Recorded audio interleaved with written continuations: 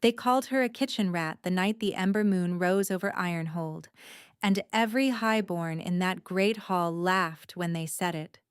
She was 22 years old, and her hands smelled of lye and rendered fat, and she stood at the outer edge of the assembly floor with the other scullions while the nobility arranged themselves on the dais like a display of cut flowers, fragrant and temporary. The laughter was the kind that does not require a punchline. It was simply the sound a room makes when it agrees on something.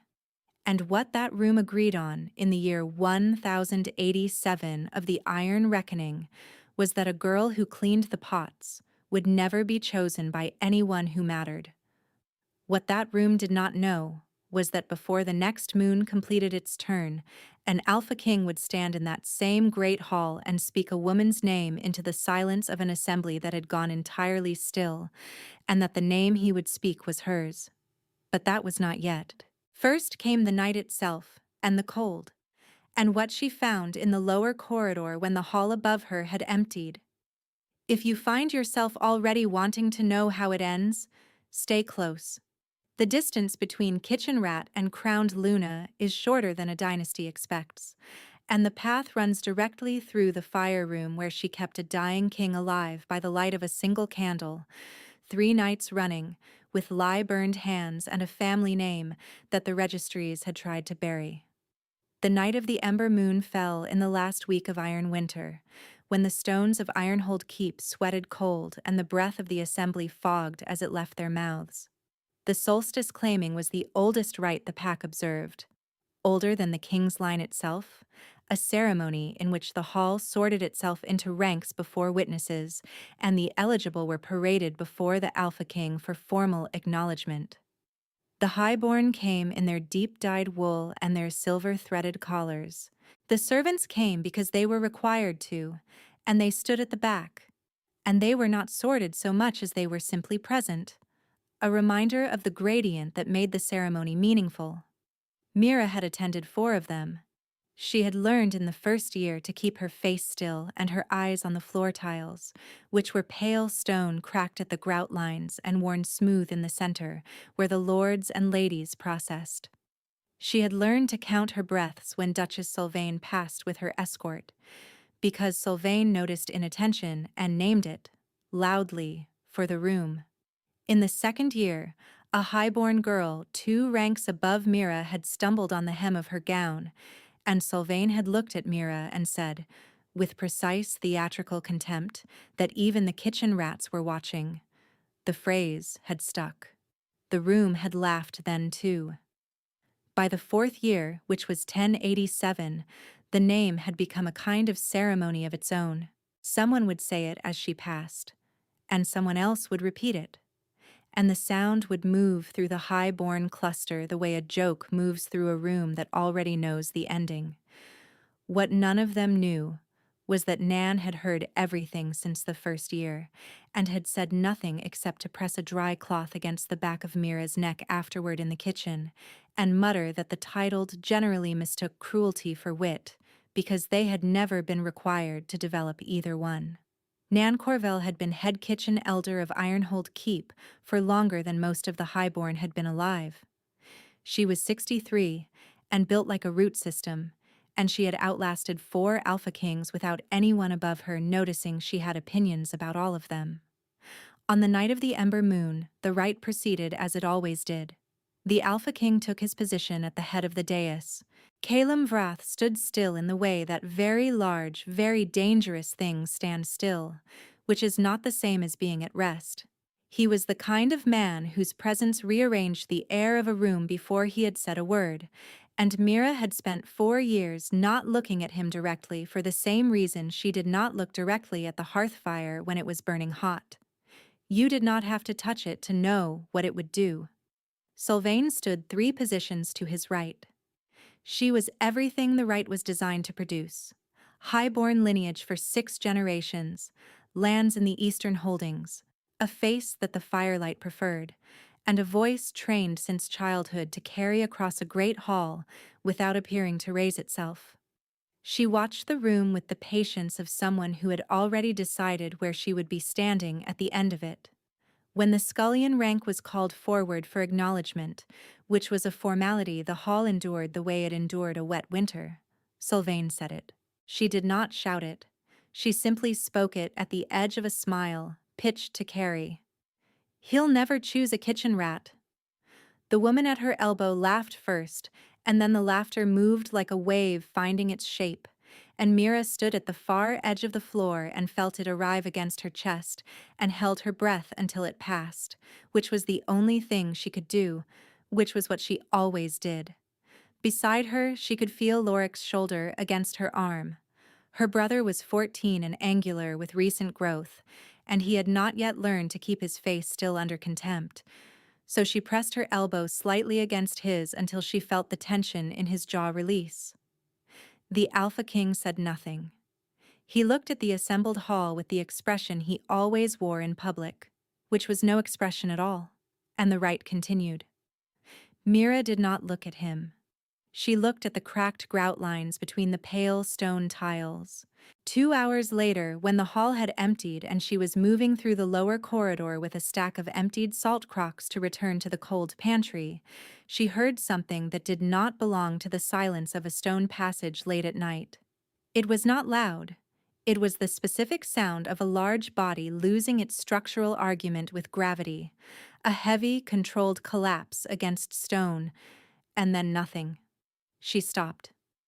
She had learned to be careful in the lower corridors, where the torchlight was sparse and the maintenance was deferred, and the rule was that a scullion minded her business and moved quickly. The sensible thing was to continue to the pantry. The sensible thing was to assume a guard had taken a flask to his watch and was sleeping it off, and would be irritable and dangerous if disturbed. She turned back anyway. This was, she would later understand, the shape of who she was. Not naive about the risks, simply unable to walk past a thing that needed attending. He was in the side passage off the main corridor, on his knees against the left-hand wall, one hand pressed flat to the stone. The posture was wrong for a man who had simply drunk too much. It was the posture of a man fighting something his body was losing. His breathing was shallow and controlled and clearly costly, the kind of measured respiration that happens when normal breathing has become an act of conscious effort rather than instinct. She set the salt crocks down very carefully and crossed to him. She had a moment, kneeling at his side, where her mind presented her with the full and specific reality of what she was looking at. The Alpha King of Ironhold, on his knees in a side passage at midnight, alone, with no guard, no escort, no one who was supposed to see this. If he died here, the succession question alone would tear the pack apart. If she was found here, with him, there was no version of that account that ended well for a scullion. She checked his pulse anyway. She pressed 2 fingers to the inside of his wrist, the way Nan had taught her when she was 7, and she felt his heartbeat there. Present, uneven, too fast for rest and too shallow for health. His eyes opened. They were very dark, and they found her face in the poor torchlight with the particular focus of a man who is fighting to stay conscious and has just fixed on the only stable point in his immediate vicinity. "Can you stand?" she said. He did not answer, which she took as a no.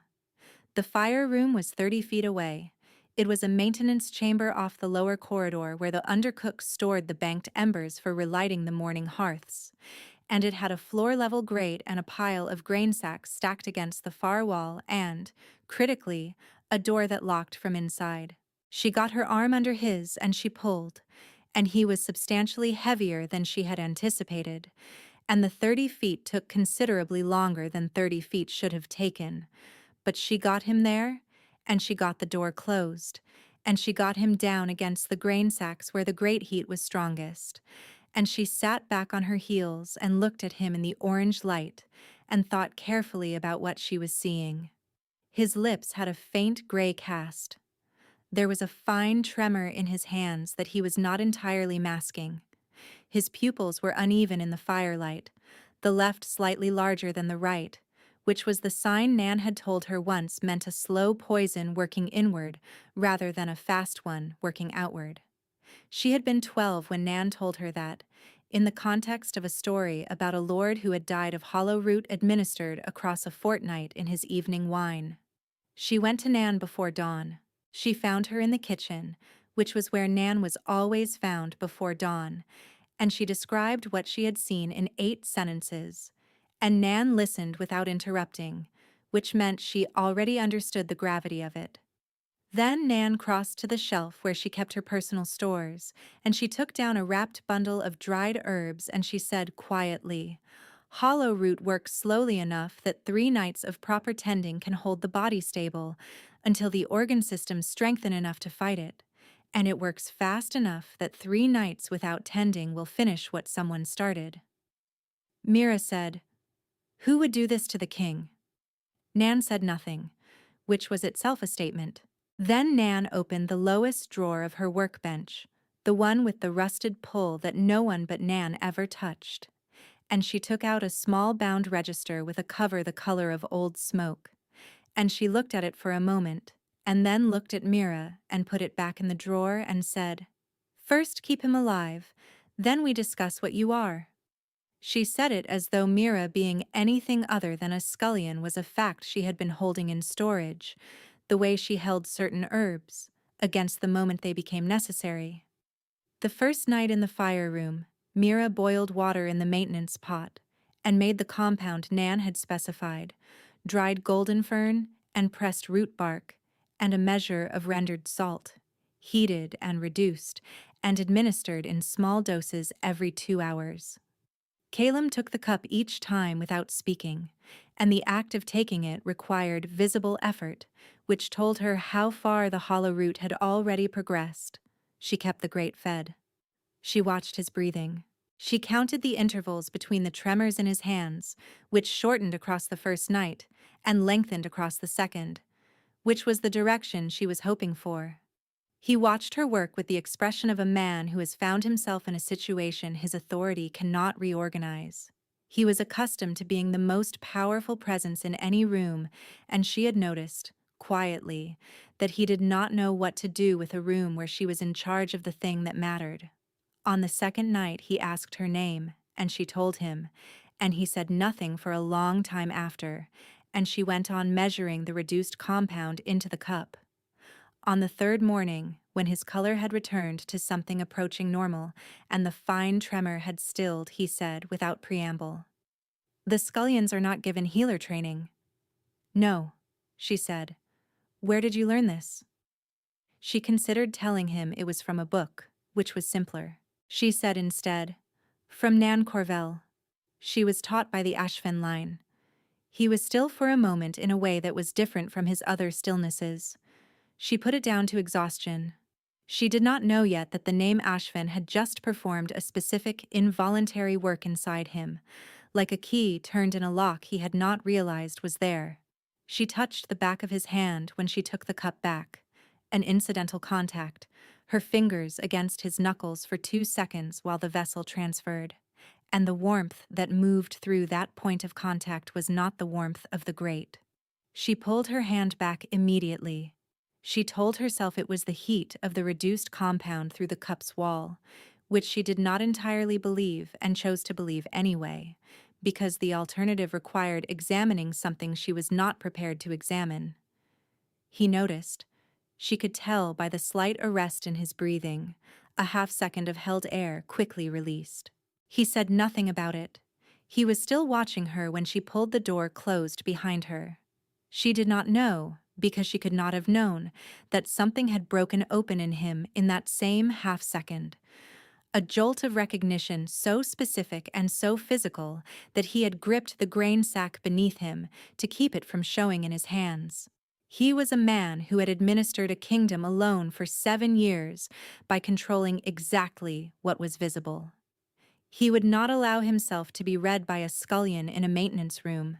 He held the wall of his composure like a soldier holds a line, and he held it successfully, and it cost him more than the hollow root had. If you've been watching the hierarchy arrange itself around this girl and wondering when it's going to run out of room to dismiss her, the answer is that it's about to run out of room very quickly. Drop a comment before we get there. Solvane moved in the 5th day after the Ember Moon Assembly. Mira did not witness the ritual itself. She learned of it secondhand, through the particular quality of silence that moves through a servant's hall when something has happened that everyone understands and no one is willing to name first. The great hall had been locked for 2 hours in the morning, and when it opened, the atmosphere was changed. The highborn who passed through the kitchen corridor that afternoon had the careful, composed expressions of people who had watched something transactional and had decided to regard it as inevitable. Nan told her that evening the Duchess had invoked the blood seal rite, the oldest formal claiming bond in pack law, and had performed it before the council witnesses while Kailum was still weakened from the hollow root residue in his blood. The seal required only the presence and the blood mark of both parties. It did not require consent from the weakened party in any codified sense, because the law had been written in an era when weakness was taken as implicit agreement. Mira sat with this information for a long time. The blood seal was not irrevocable. She knew this because Nan had told her something once about the Ashvin line and seal breaking, in the context of the same conversation that had produced information about slow poisons and uneven pupils. The Ashvin line had been healer wardens, which was a designation that no longer formally existed in the pack registry because someone had ensured it was removed, along with the Ashvin name, from the official rolls 20 years before. They had been the pack's counter-seal practitioners. The right to dissolve a blood seal had belonged to that line specifically, and the dissolution required a silver ash compound applied directly to the skin of the person who held the line's blood, which was a procedure that left burns. Nan took the smoke-colored register from the rusted drawer that same evening.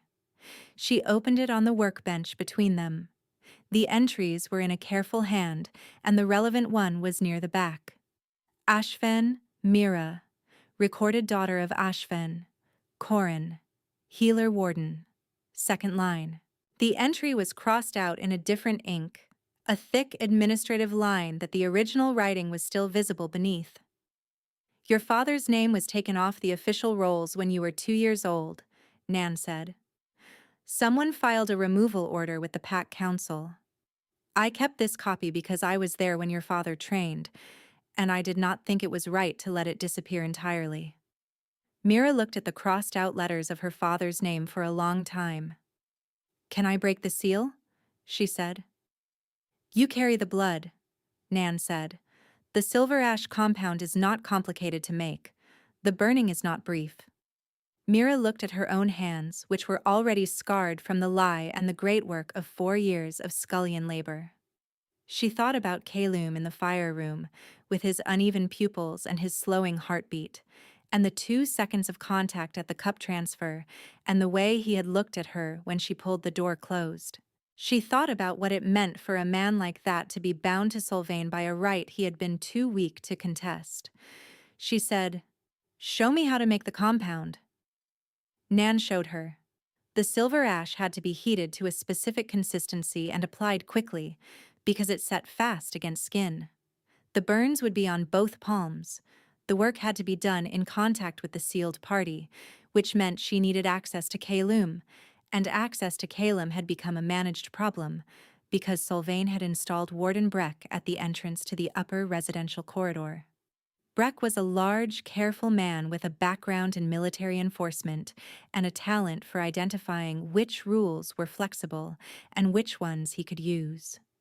He was also the person, Nan said quietly, who had arranged the hollow root in the Alpha King's evening wine. Before Mira could act, Breck moved first. He found her in the lower kitchen at mid-morning, with the economy of a man who had located the pressure point he needed and was not interested in conversation. He said that he knew she had tended the king in the fire room. He said that Lorik, who was currently assisting with the barrel stores in the underground cellar, would remain in Breck's custody until Mira confirmed she would not interfere with the Duchess's claim. He said it in the same tone a person uses to state a logistical arrangement, and then he left. Mira stood in the lower kitchen for 30 seconds without moving. Then she went and found Nan and told her, in a voice that she kept level by main force, what had been said. Nan's face did not change. She said, "Then we work faster than he expects." The silver ash took 2 hours to prepare correctly.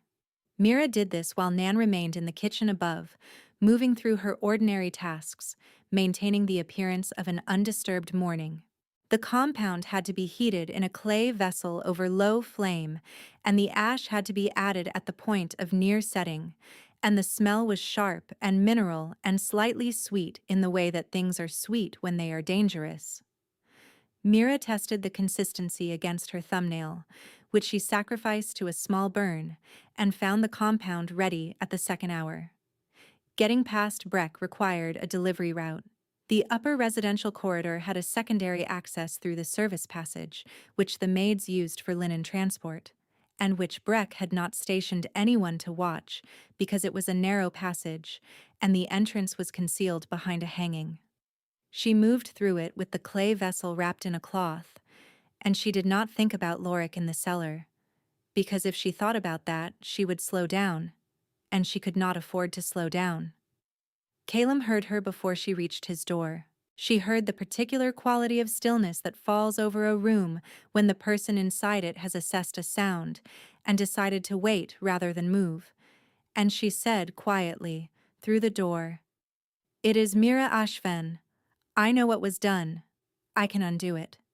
A pause. Then the bolt drew back. He had been pacing. She could tell from the arrangement of the room. The chair pulled slightly from its position, the floor mat flattened in a line.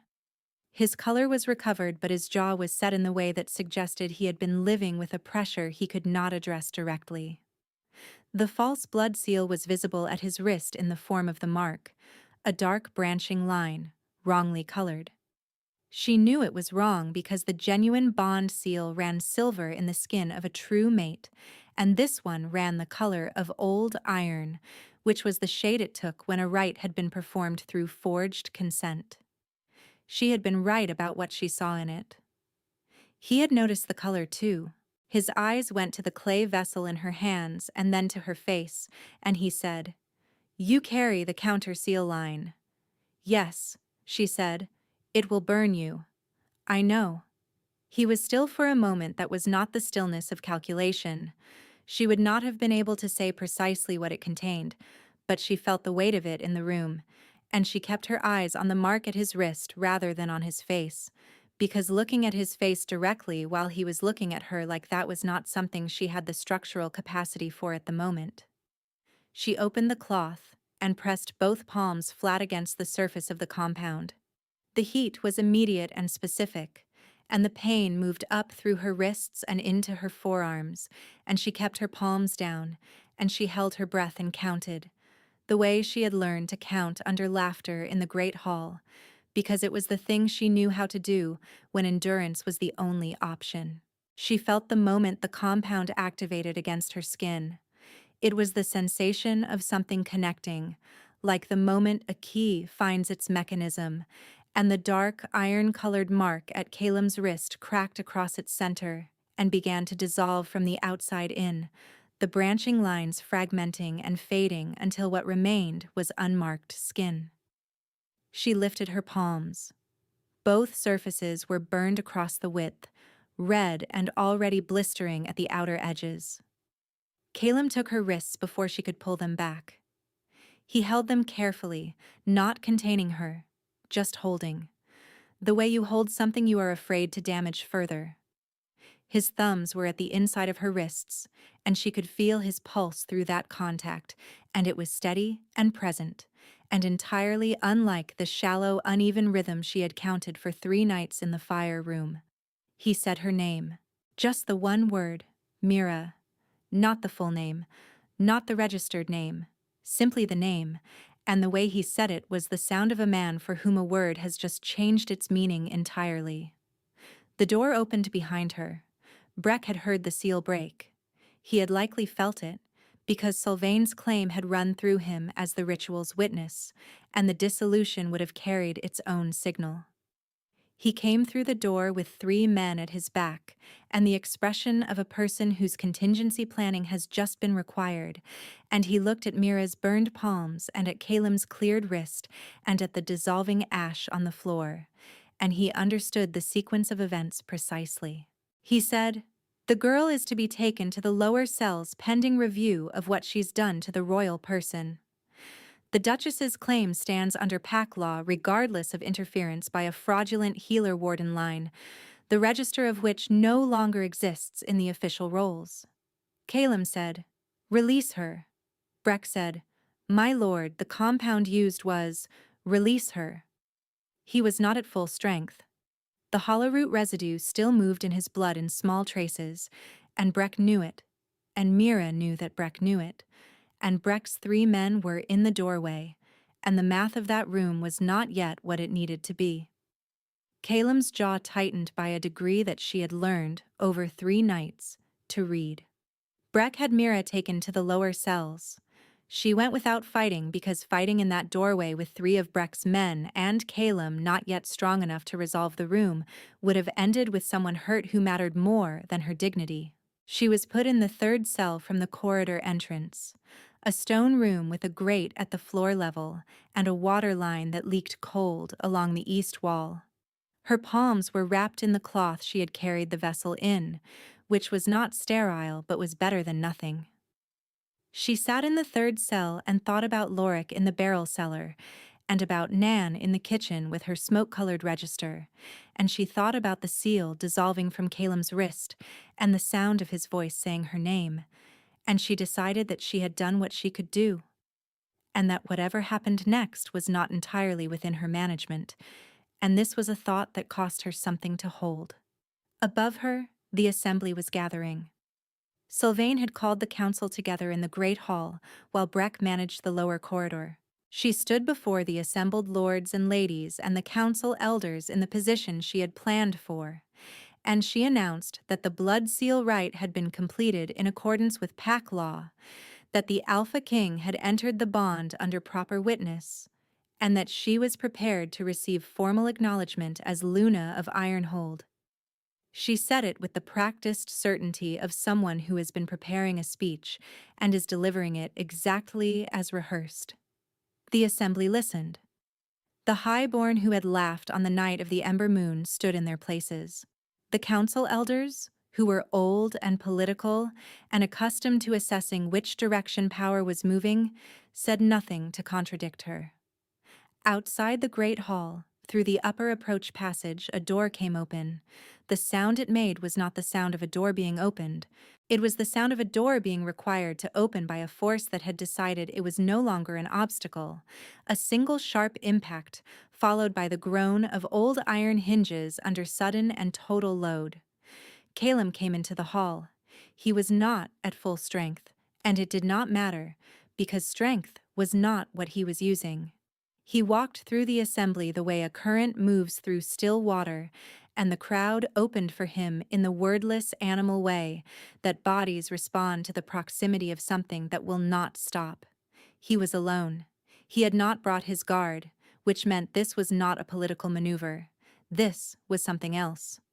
He crossed to where Breck stood at the side of the hall, near the door to the lower passage. Breck said, "My lord, the assembly is in session. The Duchess." Calem stopped 2 feet from him and looked at him with an expression that contained no heat and no anger, which was worse than either. He said, "You administered the hollow root." It was not a question. Breck knew it was not a question, and the council elders who were close enough to hear went very still. Breck opened his mouth, and Calem ended the conversation in the decisive way that alphas end things when they have decided that words have completed their useful function. It was fast, and it was final, and it was witnessed by the assembly, which was precisely the point. Breck fell and did not rise. The hall had gone entirely quiet. Sylvain stood at the head of it with the expression of a woman who has just watched her structural support fail and is calculating whether there is a remaining position that saves her. She straightened. She said, "My lord, the blood seal is pack law. What was done to it was done by a fraudulent The seal is dissolved. He turned to face the hall. His voice was not raised. It carried anyway, the way the voices of men who have never needed to shout always carry. The Ashvin line holds the counter seal right under the original compact. The register was filed before the erasure, and the erasure was Warden Breck's administrative act, which I am now revoking. He looked at Sylvain. You used a weakened man and a forged consent to claim what was not yours. The pack law you are citing was written for willing bonds. What you performed was a seizure. The council elder nearest to him, a man named Aldrich, who had sat on the Ironhold Council for 30 years and had the face of a person who had learned to anticipate where weight was going to fall, cleared his throat and said, "The documentary record would need to—" "Nan Corvell," Calum said, "has the original Ashven register. She will present it to the council this evening. In the meantime." He turned toward the door to the lower passage. Nan was already there, which was how Nan operated, arriving at the necessary place by a route that preceded anyone's awareness she was moving. She had Lorik with her, his hand in hers, his face wearing the controlled blankness of a 14-year-old who has been frightened and is trying not to show it. Beside them stood two of the keep's senior guards, who had clearly retrieved them from the barrel cellar on Calum's instruction, and who were now standing in the posture of men glad to be on the right side of an event. Calum went down to the lower cells himself. He came back with Mira. She was aware of what she looked like, coming into the great hall from the lower passage, with her palms wrapped in a smoke-stained cloth, and her scullion's apron still on, and her hair loose from the morning's work. She was aware of the assembly arranged across the hall, the highborn in their dyed wool, the council elders, the faces she recognized from 4 years of Ember Moon assemblies. She did not look for Sylvain. She kept her eyes forward, which was the same thing she always did, except that now what was in front of her was not the cracked grout lines of the stone floor. It was the length of the great hall, with Nan and Lorik visible at the far side, and Calum's hand very carefully not touching her burned palms, but present at the side of her shoulder, not containing her, just there. Sylvain said, with the last of her composure, "You cannot make this legitimate. She is a scullion. She has no rank. She has no standing before this council. Whatever the register claims, the girl who cleaned the pots cannot be." "She held the line that saved this keep's king," Calum said. "She carried the blood that broke what you built to trap him. She burned her own hands rather than leave him bound to a woman who wanted the throne and not the man on it. And she did all of it knowing she had no rank that would protect her if she was caught." He looked at Sylvain with the same absence of heat that he had directed at Breck, and it was more terrible for being the same expression. "What the kitchen thought," he said, "was apparently running ahead of what the court knew." He said it without irony. It landed in the hall the way a stone lands in still water, the initial impact, and then the rings moving outward through every person present. Sylvain was escorted from the hall by the council's own guard, which meant the council had made its calculation. She went in the manner of a woman who has identified no remaining angle, with Breck's body behind her and the register in Nan's hands and an assembly that had shifted its weight entirely. She was taken in chains to the eastern holding, which was her own territory, which was now under review. The hall was very quiet. Calum turned to face it. He looked at the assembly the way he always looked at rooms, from the center of a silence he created simply by being still. Then he did something that no one in the hall expected, because no one in the hall had a framework for it. He said, "I will have Nan Corvell's register entered into the Pack Council's formal record tonight, restoring the Ashven name to the Healer Warden roll where it was removed without just cause, and I will have the coronation arranged for the first day of the thaw season, for Mira Ashven, to be crowned Luna of Ironhold." He did not ask. He was not the kind of man who asked rooms for their opinion on his decisions. He stated it the way he stated all things he had already decided, with the flat certainty of a person who understood that the argument was over. The first man to bow his head was Aldrich, the council elder, who had been calculating weight and direction for 30 years and had just made his final calculation on the subject of the Ashvin girl. He inclined his head to her, not deeply, but definitively. Then the person beside him did the same. It moved through the assembly in the way that things move through assemblies when a tide has turned and everyone is trying to be on the right side of the turning. The highborn who had laughed on the night of the ember moon were in the middle ranks. Mira watched them bow with the same still face she had kept for 4 years of laughter, and she felt something release in her chest that she had not known she was holding. Not triumph exactly, but the specific relief of a pressure that has been applied for so long it has become structural, and then suddenly stops.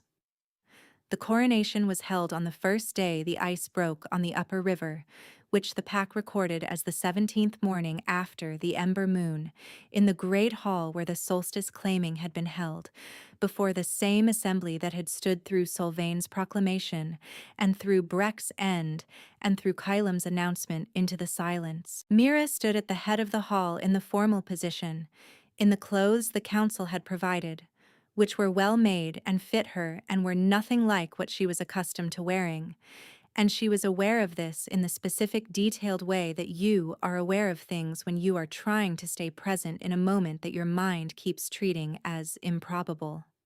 The hall smelled of pine resin and hearth ash. The light came through the high windows at an angle, mid-morning winter clear, and lay across the stone floor in pale rectangles. She could hear Nan crying, which was a sound she had never heard in her life. Nan cried the way a stone weeps, barely, with total commitment, with her fists at her sides and her chin up, as though she refused to let the tears be a capitulation of any kind. Lorik was at her left shoulder. He was standing straight, with the careful posture of someone trying to be worthy of a room, and she could see in his profile the particular determination of a 14-year-old who has been frightened and come through the other side of it, and is not going to let it show today. The elder Aldrich brought the formal circlet. It was not elaborate. Pack coronations did not run to elaborate. It was silver and plain, and it had the weight of something that had been made to be used rather than displayed. Calum placed it himself. His hands were at the sides of her face for a moment, holding the circlet in position before releasing it, and in that moment she looked at him directly, which she had not let herself do, fully, since the fire room. He was looking at her with the expression she had first seen on the third morning in the fire room, when she had said the word Ashven, and something behind his composure had gone very still. He had never entirely retracted that expression. It was simply the face he had when he was looking at her and not managing what he let her see. He said, low enough that it did not carry to the hall, 3 nights was a long time to watch someone work and say nothing. She said, "You were very ill." "I was not so ill I failed to notice," he said. "Who was there?" The elder Aldrich cleared his throat, which was a diplomatic sound, and the formal proclamation was delivered to the hall, and the hall acknowledged it in the old form, the heads inclined, the right hand to the chest. The affirmations spoken together in a sound that the great hall's stone walls gathered and returned as a low, full resonance. Then the elder Aldrich said, with the gravity of a man who has chosen the correct side of history and is moderately proud of it, Ironhold acknowledges its Luna. It was an ending. It was also the kind of ending that is simply the new shape of things, requiring no underlining.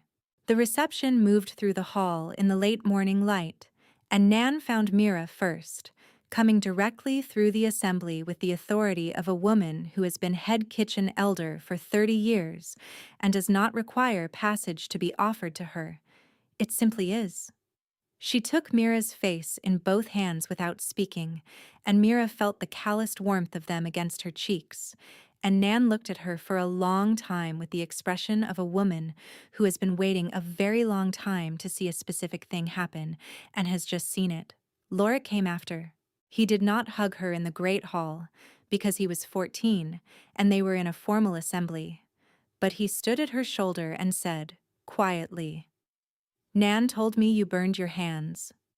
And then he looked at the floor for a moment in the way he looked at the floor when he was managing something large in a small space, and then he said, "I knew you would figure it out," which was not entirely accurate, but was the thing he needed to say, and she let him have it. Late in the evening, when the hall had thinned and the hearth fires had settled into their lower burning, Caleb came and stood beside her at the edge of the dais. The great hall was quiet in the way that spaces are quiet when the weight of the day has been set down. The light from the remaining braziers was warm and specific, laying gold across the pale stone floor. She looked at her hands, which were wrapped in the proper bindings now. The healer's cloth, cool and correctly dressed. The burns at their worst still weeks from full healing. The scars would remain. She had known this going in, and she had made the choice anyway, because the choice had been the only one available to her that she could live with, which was the mechanism by which she always made choices. Caleb looked at her hands too. He did not say anything about them. He had already said what he was going to say on the subject of what she had done and what she had risked, and he was not a man who restated things.